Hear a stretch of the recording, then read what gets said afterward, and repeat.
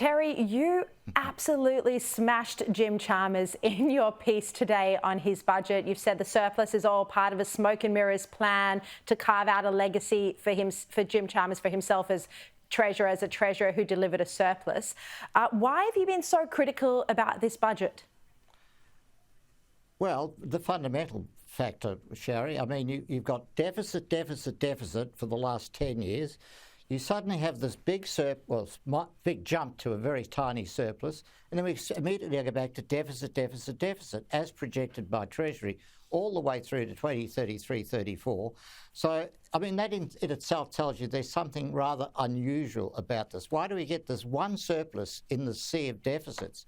And clearly, I mean, I think if you go back to October last year, Jim Chalmers had no idea that he'd be getting to the surplus at this point in time, because that flood of revenue that came in that you've identified really built up in the last 6 months.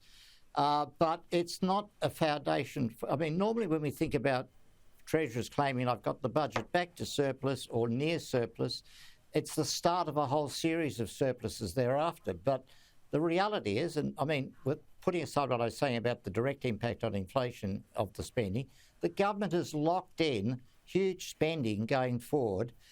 Even if some of these programs end in the 4-year time frame, they're going to have to be replenished. Yes. You can't suddenly stop things like that energy offset. Yeah. Okay. So this builds in spending, and it's relying on such huge revenues. All right. I want to just ask Chris Richardson before we're out of time. Bracket creep, fiscal drag, major issues. We're paying, record taxes at the moment, personal income taxes. Does the tax threshold shift that comes with the stage 3 tax cuts, does this do enough to offset, and we're putting the inflation question to one side for a second, but does this do enough to offset that bracket creep?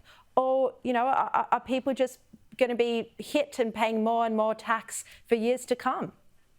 And do you think it should be indexed? Do you think the tax thresholds should be indexed to inflation like other countries do? There is a good case for indexation.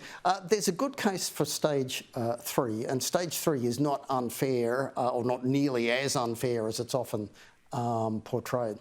The problem, I would say, is that the cost of running Australia has gone up. We've already mentioned Vladimir Putin in this discussion. Important countries are run by crazy people.